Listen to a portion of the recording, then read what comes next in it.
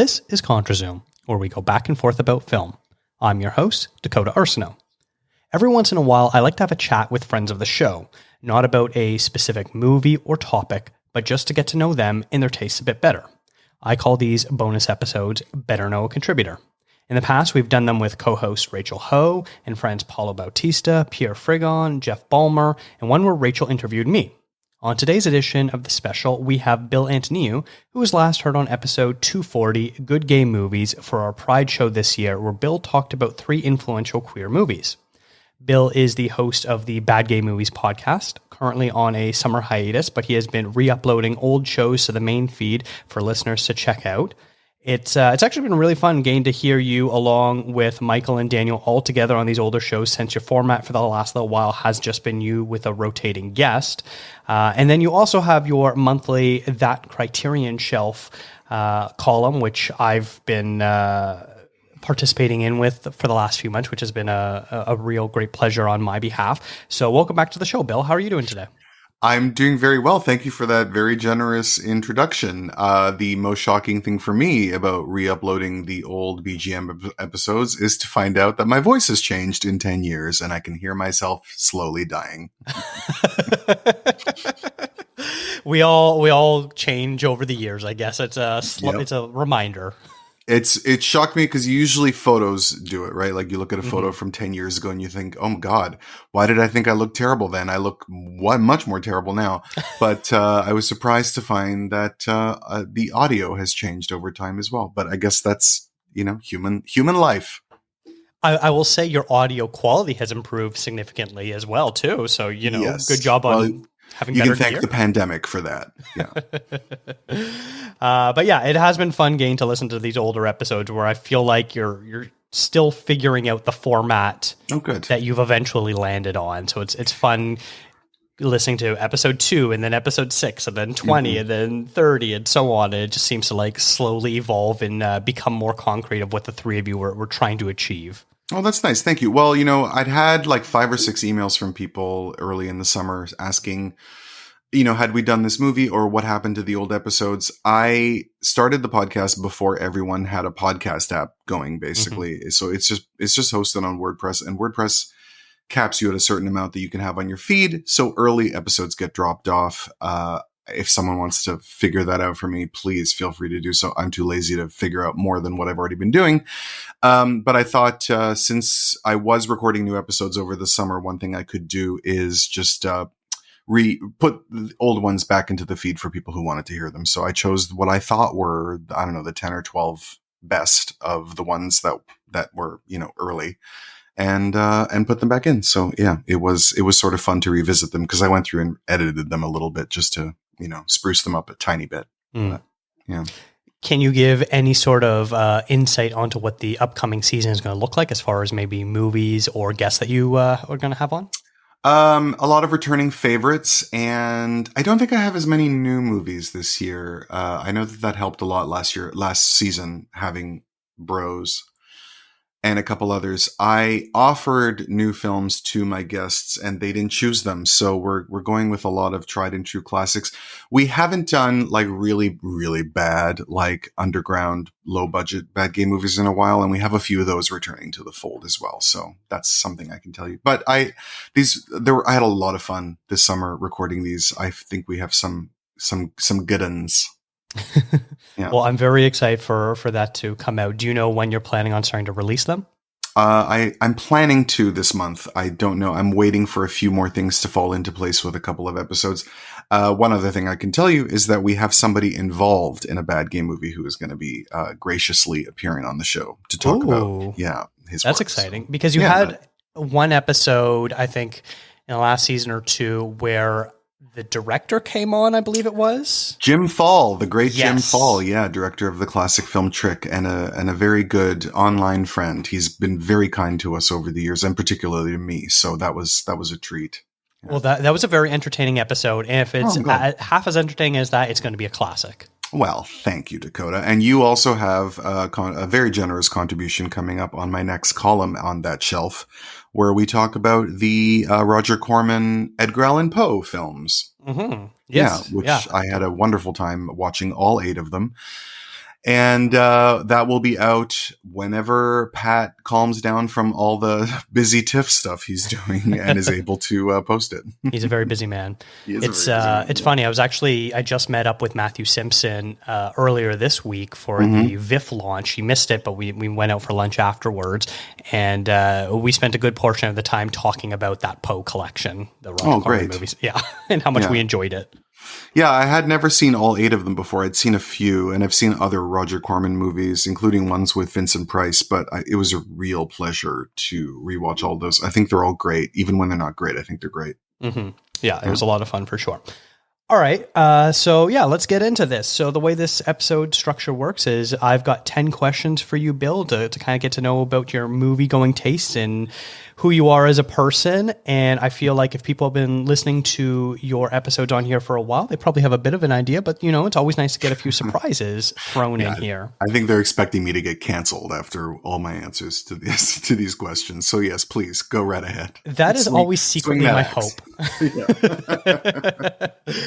All right. So the first question, and it's a very self-serving question, but how many episodes have you been on for contrazoompod?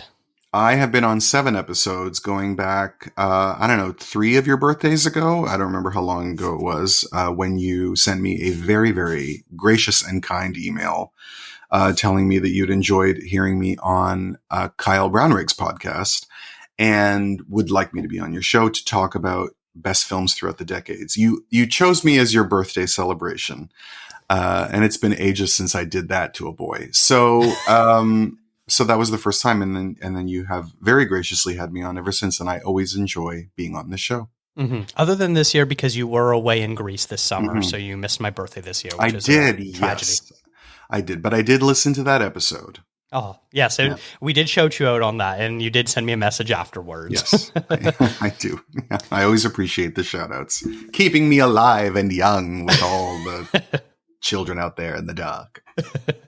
It's funny that you mentioned Kyle Brownrigg. I'll say this because I know he doesn't listen to this podcast. I told you that I was a fan of his show, and you were like, well, why don't you message him? He's always looking for guests. And it took me forever, and because my schedule is always so busy with work, I don't often have time to watch 5 movies in a short succession period in order to be fresh about it. And so this summer I was like, hey, I work in the film industry. There's a strike going on, so I am completely unemployed. I got some time. So I messaged him. I was like, hey, Kyle, been a fan of the show for a while. We had messaged back and forth a couple times, but nothing ever serious. I was like, if you're looking for guests, I'd love to be a guest. And then he didn't read my message for a month. And then one day I randomly checked in on it, and it said, message read 30 minutes ago. And I was like, oh, he finally read the message. And I never got a reply from him. Oh, well, that's bad. Bad on Kyle. He's a very, very busy guy. He's a very busy guy and one of the most talented out there, and certainly one of the funniest out there. So, hopefully he will get around to, he probably put you on a list and he'll get back to you. I mean, he does have a lot of, I haven't even been on that show in a couple of years, I don't think, but I'm ready for him whenever. I always enjoy doing it. And I particularly enjoy the years that he gives me when there's 2 nominees from one film, because it means one less. Oh, assignment. So easier. Yeah. Yeah, I feel like if I were on the Best Actors podcast, for anyone who doesn't know Kyle Brownrigg in his podcast, my wife would probably be more excited to listen to that than anything I've ever done on this show. Yeah. He's wonderful. And if you're ever in Toronto and you can see him live, or if he comes out there, do it, because he's truly, truly, truly gifted. Yeah, he's a great stand-up comedian. And he's never, I don't think, as far as I've known, since I've been out in Vancouver, he hasn't been out here, because I definitely would go to one of his shows. I mean, he tours a lot. He's always traveling when he's not, podcasting. So, if he hasn't gotten there yet, he will eventually. Hopefully. Yeah, fingers crossed. Okay, so continuing the self-serving questions. Of those 7 episodes you've been on, did you have a favorite? Well, genuinely, snark-free, I always enjoy every time that I'm on. Probably I narrowed it down to 2 because I can't decide. Did I enjoy my first time on here the most, because it was very exciting, and I was, very complimented that you asked me under such, Tony circumstances as your birthday and this big subject that you chose.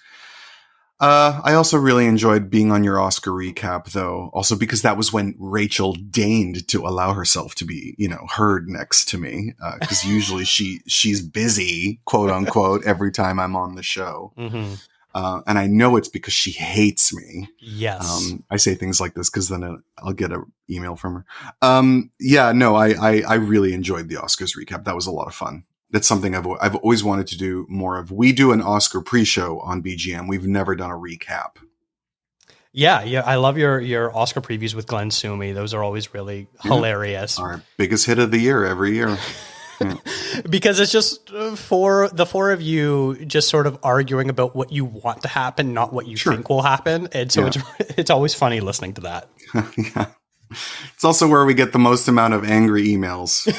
Apparently having opinions is a real bad thing these days. Ugh, the worst.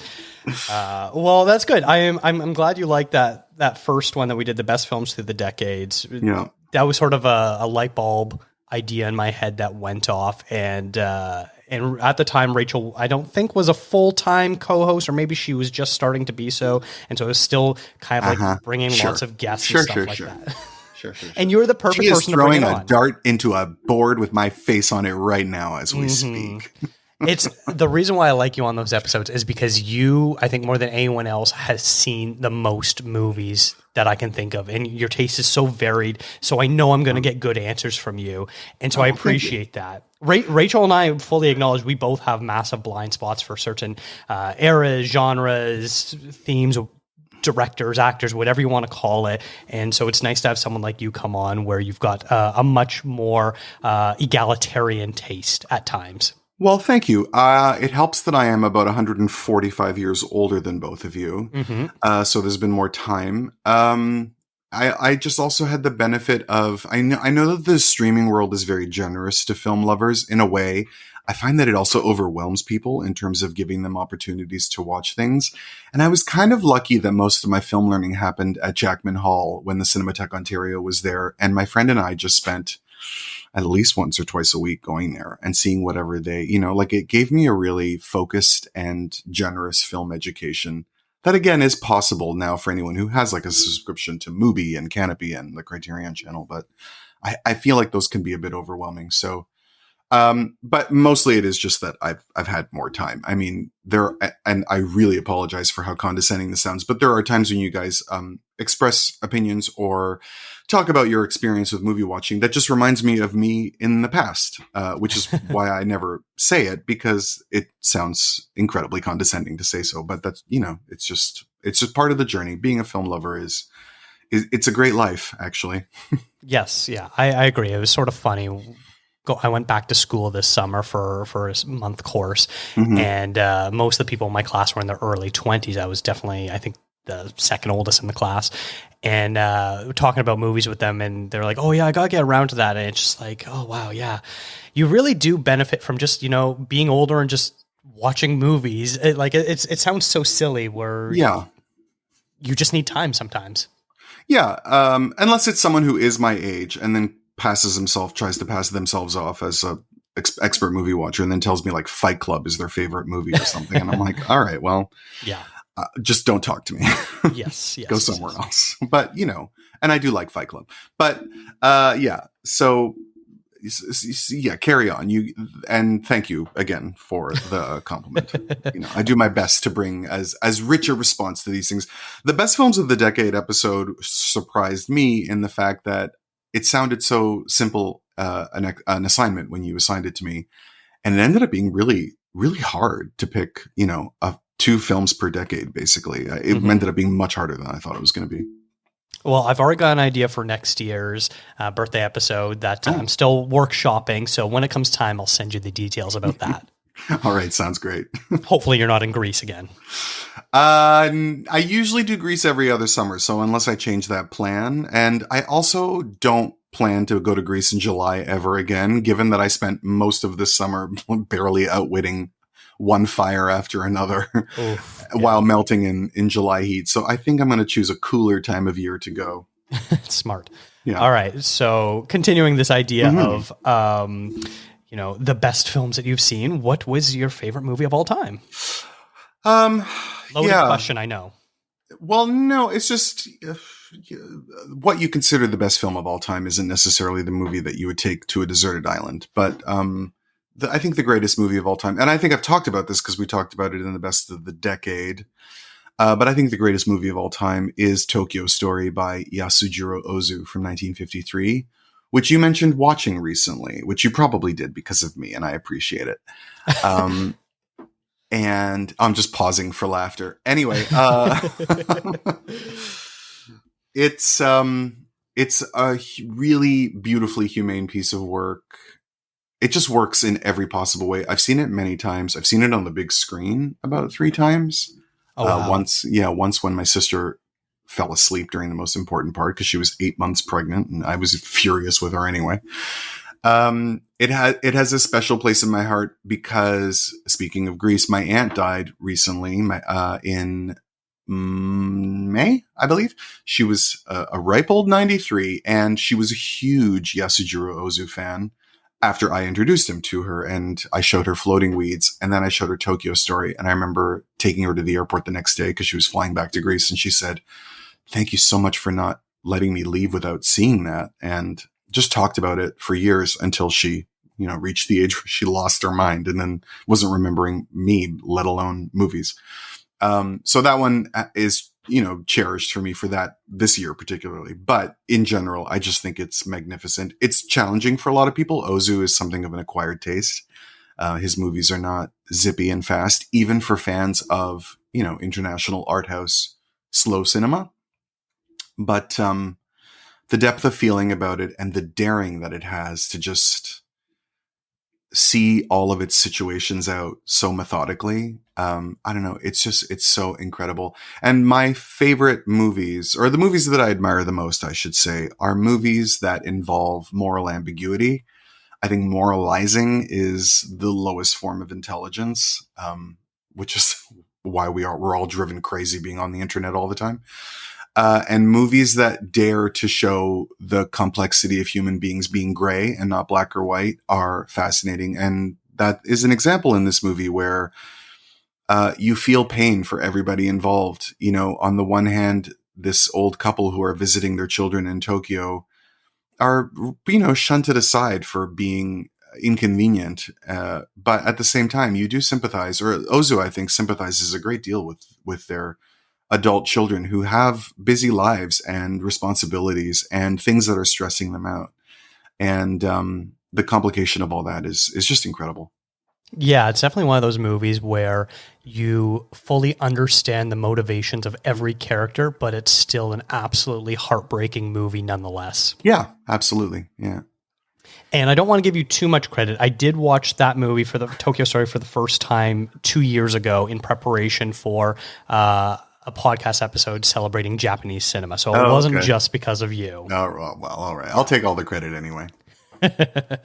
All right. So I'm very curious about this answer, not because of the movie you're going to say, but because of the way I think you're going to frame this question, right. Because of the way we've talked about movies in the past. Mm-hmm. So movie you're embarrassed to say you've never seen.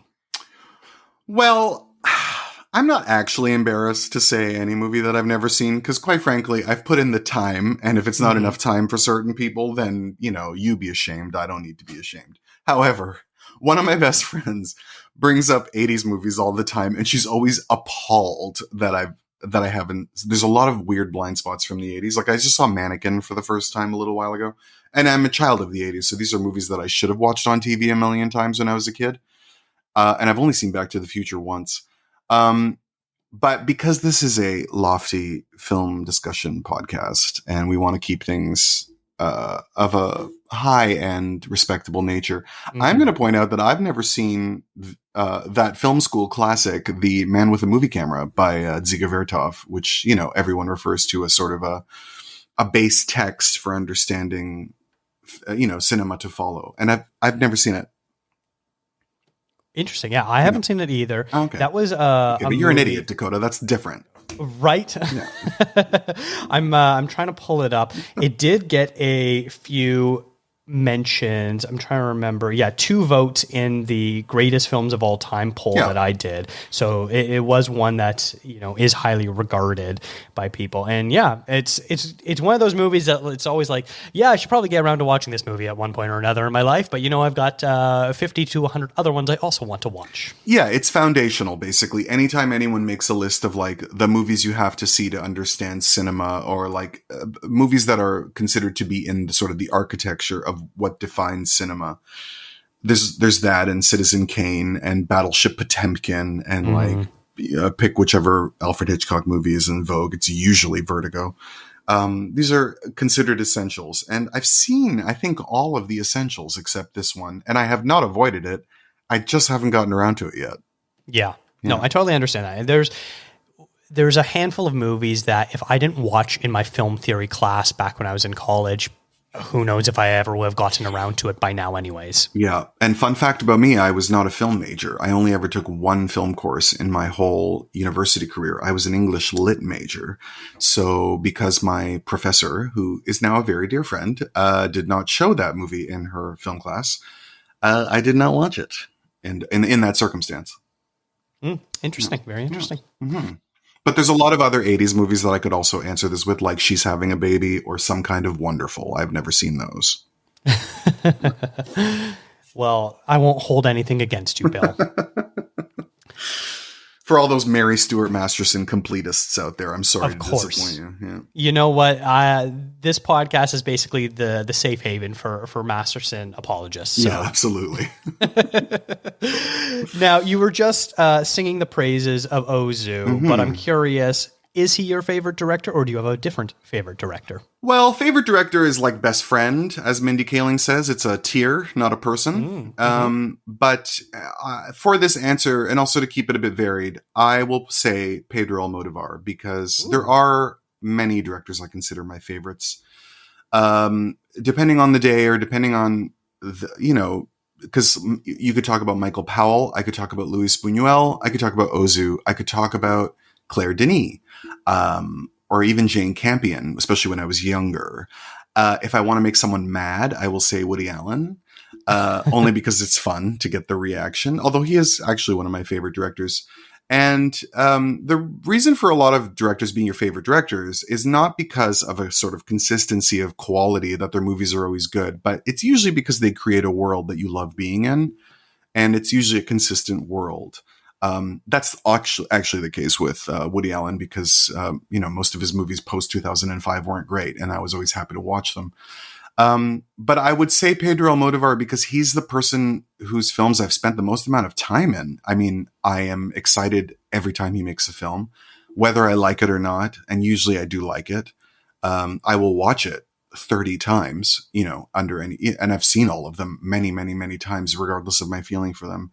And he's an aesthetic that I love. I deeply admire his ability to be sort of a pastiche artist, but always with his own original flavor. You can pick apart the influences from other directors and other art forms in all of his films, and yet at the same time, they always feel uniquely his. His is just a wonderful mind to be in.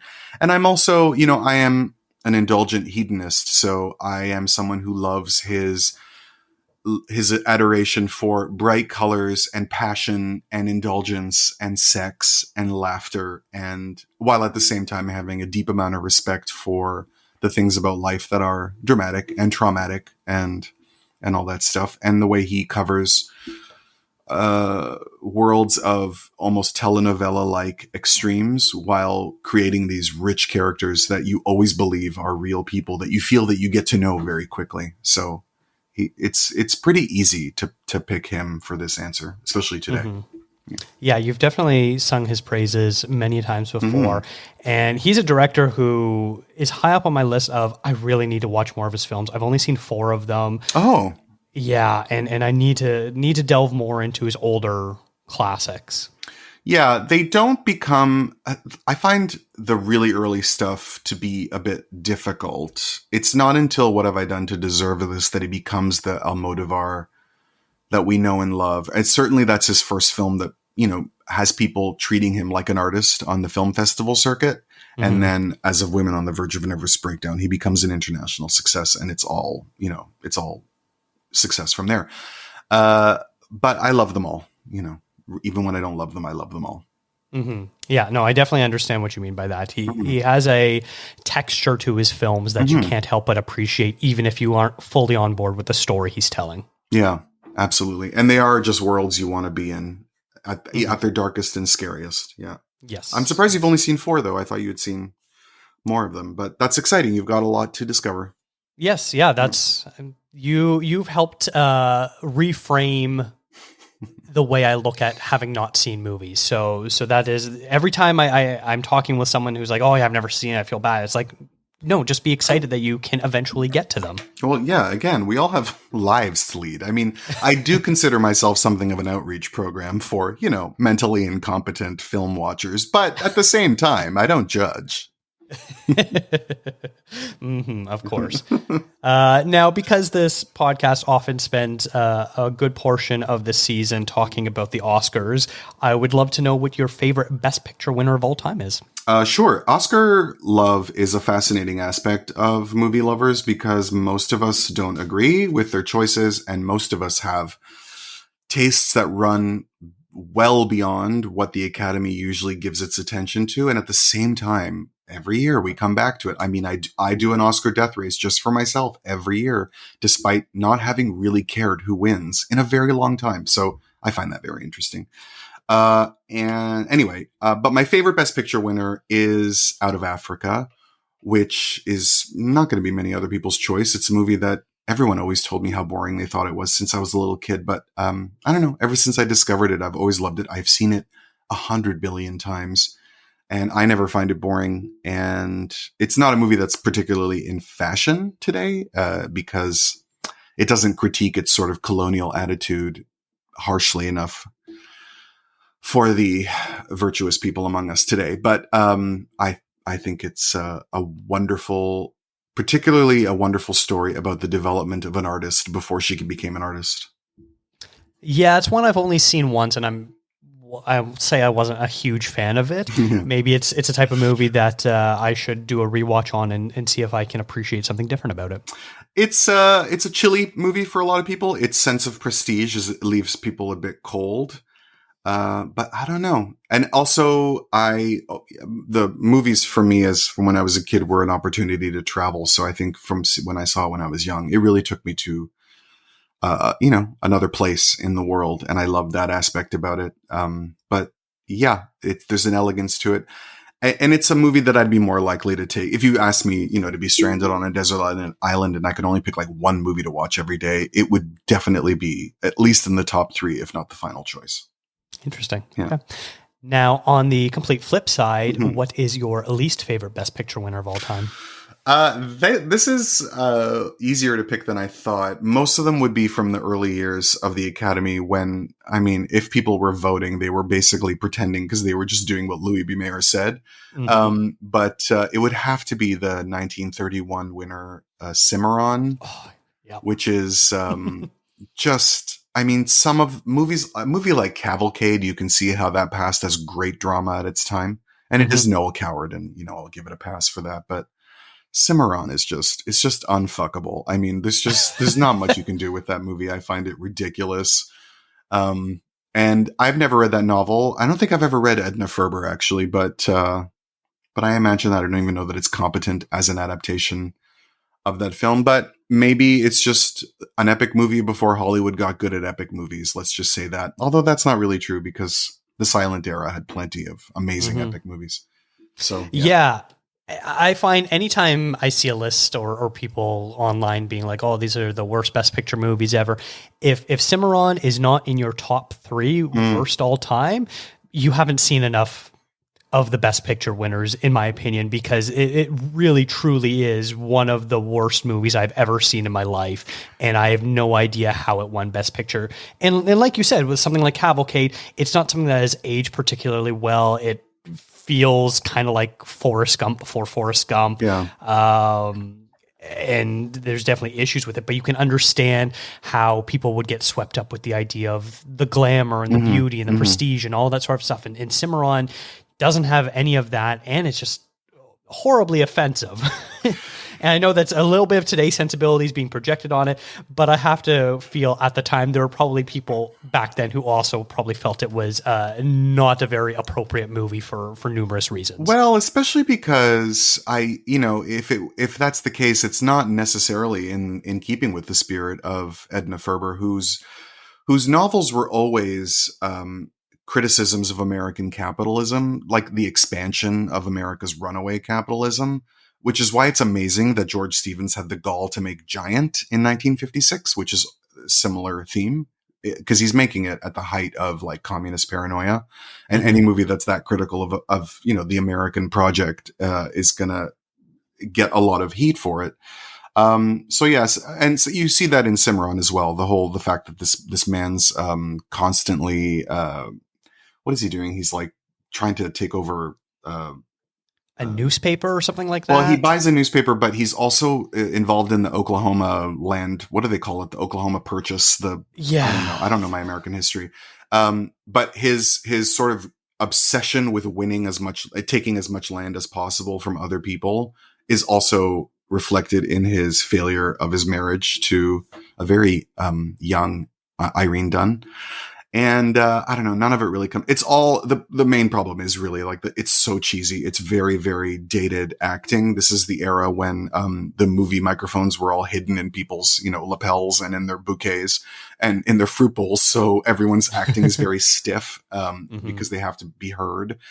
And interestingly, it's the last Western to win Best Picture until Dances with Wolves, if you can even call it a Western, because it's not like a cowboy movie. Yes. Yeah. All right. And then what was, continuing the negative train, what was the last movie that you either walked out of or turned off? That would be, and I don't do this very often. There was a period in my younger years when I would turn movies off early because I thought, I know enough about this to know it's terrible. I can just write a review based on having seen this, but I don't do that anymore because I fall asleep most of the time. But the last movie that my friend and I were like, this is unwatchable, we have to do something else instead, was a movie called Mac and Rita by Katie Aselton, I believe Aselton is her name. This is the movie where a girl, she dreams of being old and then wakes up in Diane Keaton's body. It's like a body swap movie. Yes. It looks like it's made for about $4. Diane Keaton, listen, I know what the acting world is like for women over 40. But Diane Keaton makes a lot of movies that make me wonder just how high her mortgage payments are. And I love her, so I'll always watch them. But there's a lot of them that are you can't even imagine this being good on paper. And this is just one of the worst things she's ever been involved in. And even her being in it doesn't save it. It was just, I couldn't do it. I could not. I was embarrassed for everyone involved. The stakes didn't make sense. It's a really low quality body swap movie. I don't know if Paul's going to do it on the Swapcast podcast. I don't think he has already. So, but it's bad. I remember seeing a trailer for this because at the time I was excited about seeing Taylor Page in something after her appearance in Zola. And this was 2 years after Zola. Oh, right. That's right. She's in it too. Yeah. Yeah. And I watched the trailer. I was like, oh, what the hell is this hot garbage? Yeah, no. And then it's never been discussed again. And it's also one of these new movies, and this is me sounding super old, but these new movies that, these Netflix original movies that look like they're all like everything looks too clean and new and everything looks like it's shot in like Main Street Unionville.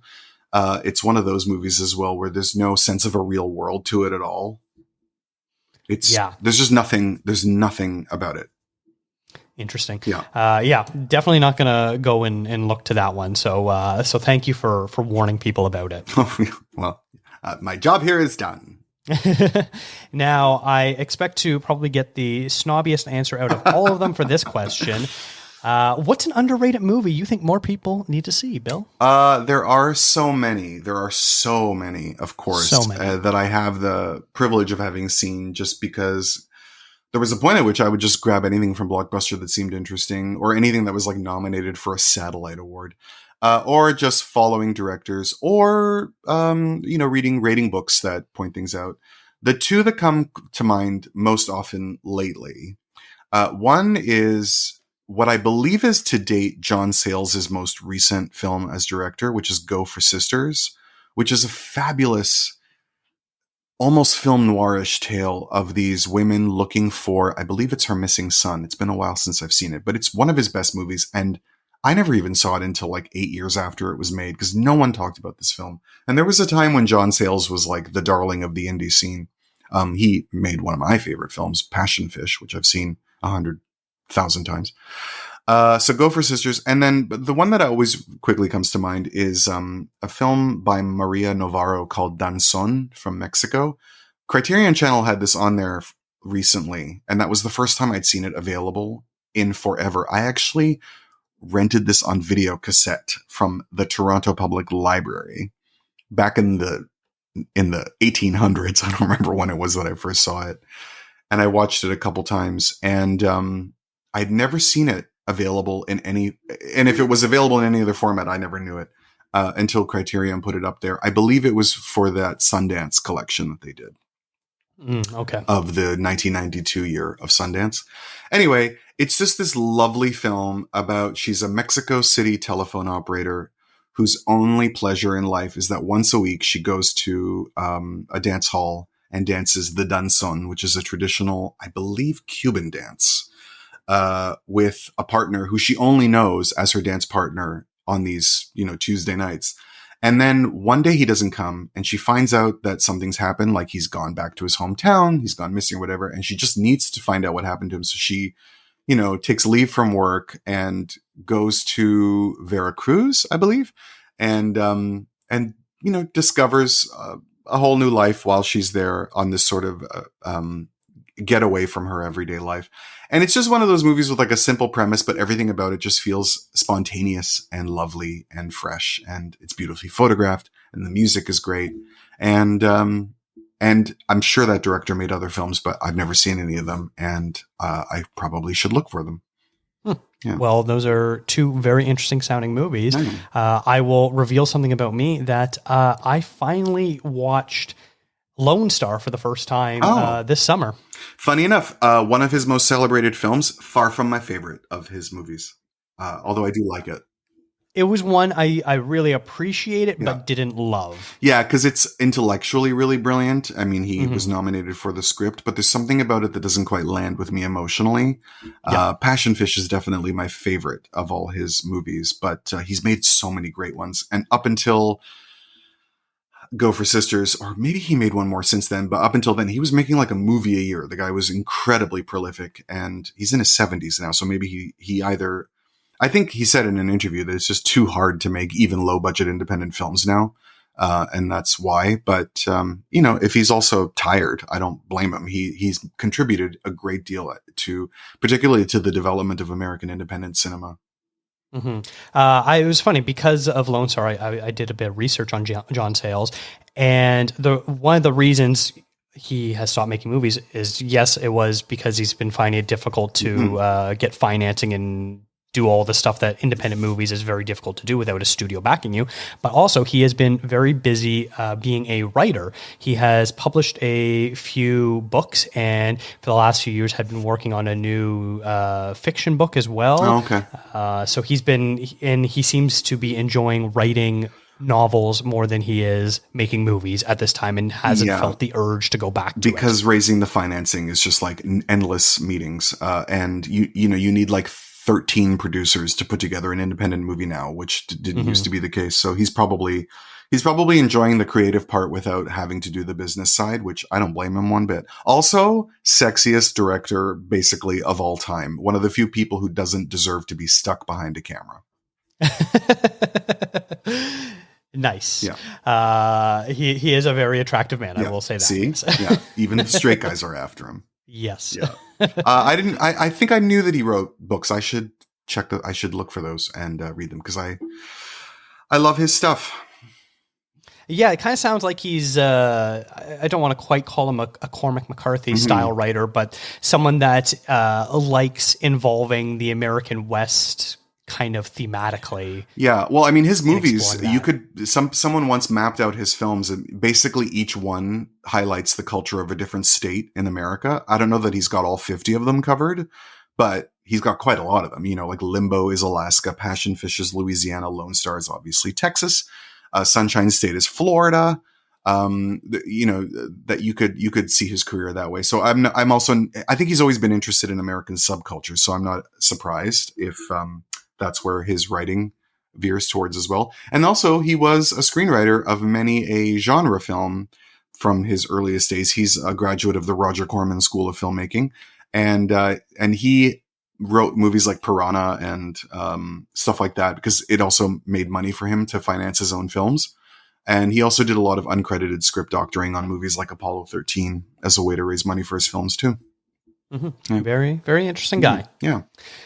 So the last question I have for you, and also going to be interesting to sort of see what your answer is, because I don't think you have anything unnecessary in your life. Oh, well. So Bill, what is an unnecessary hot take you have about a movie? Well, unnecessary hot take to me implies that it's something that everyone's always already talking about. And this is me at my most, you know, old man in the woods, which is that I kind of gave up on movie discussions online a long time ago because I sort of overdosed on the, you know, the noise. So I don't know if my hot takes are not what people are already talking about. And I have quite a few. This is definitely me getting canceled as well, because I'm not a nice person. So I probably the most controversial for your listeners is that I find Marvel movies, that whole cinematic universe, to be incredibly conservative to the point of being almost fascistic in many ways. And it surprises me that they are loved by people who, you know, are bleeding heart liberals like myself. It's not that surprising because Americans, even at their most liberal, are very conservative. But yeah, so there's that. I don't know. What else do I have? Loving Star Wars doesn't make you special, even though I know it makes you all think you are. And that's, you know, and they are good movies. Everyone always says Empire Strikes Back is their favorite because it makes them look smart. Which is also what they say about The Godfather Part 2, and they're not actually the best. J-Lo is a much better actress than a singer, and yet her popularity seems to move in an opposite direction. And then I guess in general, I would say we don't need people who make movies to be good people. If you avoided movies because they involve someone who has done things that you disagree with, you're not going to watch any film ever made. And I think, and this is me at my most controversial, I think most people take a moral stand about whose movies they're going to watch, because I think loving movies captures aspects of ourselves that we're not really proud of. It involves our voyeurism and our love of watching hot, rich people. And I think we're kind of ashamed of that. So I think we sort of push hard on, you know, taking moral stands about, oh, I like this actor because they stand for, you know, they spoke out about something and I avoid, even though ultimately people just watch whatever they want to watch. So basically, I think everyone's full of shit, basically, but that doesn't mean I hate them. Well, I appreciate that was a bit of a rapid fire of hot takes. Yeah. I've got more. I've got way worse ones. You know, this is me censored. I feel like those ranged from, you know, a warm surface because of the sun is there up to a slow boil. I think you probably could have gone further, but I appreciate that we got the gamut of different hot takes and how hot the stove is. Yeah. Well, listen, no one has a door slammed in their face in my home. You know, everyone is welcome, but don't tell me what you think unless you want to hear what I have to think, or don't ask me what I think unless you want to hear it.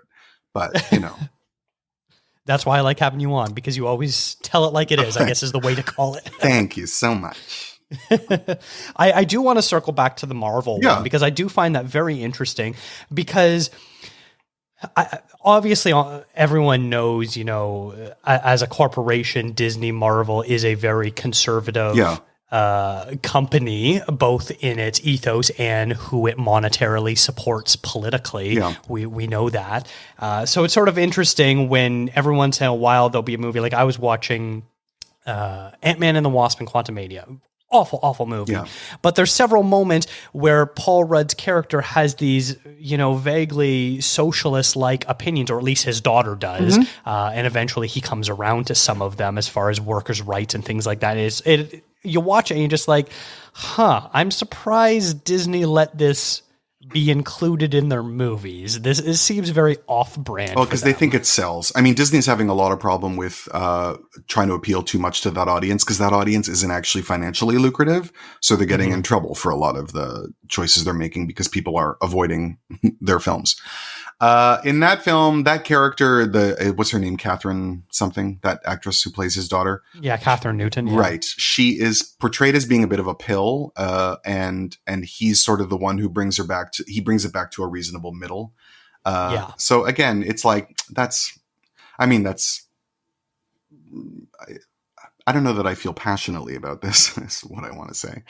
But that is definitely more conservative than, because a lot of people talk about Marvel movies as being this, like, this way of making sure that everyone is represented and all that stuff. And if you see it that way, then that's great, because I'm all for it. And please hire directors who are not just straight white men. I'm all for that too. But, the Black Panther movies, in both cases, the villains are people who are reacting to their subjugation under colonialism or racism. Those are the villains. And what the movie is saying is, you can object, but that's not the way we want you to object. You're going too far, which is basically what conservatives say every time a football player takes a knee during the national anthem. So I find that very interesting, that those are the storylines that these movies choose. Not to mention that just this idea of a superhero is all about, like, personal exceptionalism. And not surprising, comes from a country that rejects any form of, like, social network or support. The fact that you can't trust the government to do anything, and you need a billionaire to create this program involving all these specially able people who take care of everybody and who get to be responsible for everybody. Even though in real life, if a nuclear accident gave me superpowers, I would just spend the whole time, I don't know, traveling the world, seeing everything I could in my short lifespan and fucking as many guys as I could. So, I don't know. This is not something that makes me angry or anything. I don't feel passionately about it. I just find it surprising when those movies appeal to that kind of mindset, because I just don't see them that way. And to be fair, even though it's not my thing, I watch all of them because one of my best friends is a divorced dad. And this is how I get him out of the house, because his ex took him to the cleaners, and the only thing he can afford for a social life is to date me. So I do watch all of them. And so I've had a lot of time to think about this. And Ant-Man 3, I saw twice because my niece wanted to see it as well. Oof, yeah. I'm very sorry. Yeah, that was my good deed for the year. And then I'll quickly interject with some of your other hot takes. Star Wars Rogue One is the best in my opinion, and The Godfather Part 1 is better than Part 2, even if Part 2 has the best performance in the entire series from Robert De Niro. Yes, and it's a bigger movie, and it's a more complex movie, and I think that's why people think it's better. But having done a recent rewatch of them, I can confirm that Godfather they're both really great. Yes. They're both masterpieces, you could say, but I think the first one has an extra sheen of perfection to it.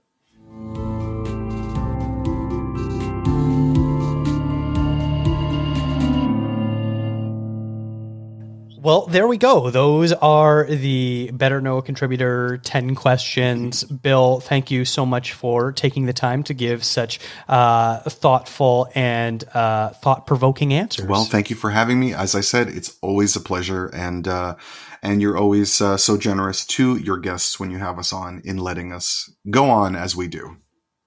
I try to just sit back and let you all ramble and tie your own nooses. That's right. Hang ourselves on our own petard. Yes. Yeah. Well, Bill, where can people find your work or follow you, and what do you have going on? Well, as we mentioned, I write the Criterion Shelf for That Shelf, which is thatshelf.com. Which has been going, I recently did a summation of all my columns, and it's been going a lot longer than I thought it was. So apparently I have no sense of time anymore. I do still do a yearly roundup of movies at myolladdiction.com. And then I have my podcast, Bad Game Movies, which you can find anywhere that you find podcasts. New episodes coming soon. And then find me on the socials, just at Bill Antoniou on Twitter, X, you can, whatever it's called, and Instagram. Well, I'll make sure to link to all of those things, and so people can check out your podcast and read your articles and all that sort of great stuff that you produce. Thank you. As well. This has been a That Shelf podcast. Visit thatshelf.com for more great film discourse. Follow the show on Instagram, Twitter, and Facebook at contrazoompod.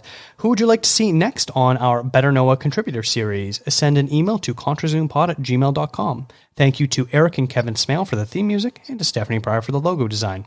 If you like to listen to podcasts on YouTube, we do post all episodes there as well. And if you really like the show, consider tipping us on coffee. Thanks for checking us out.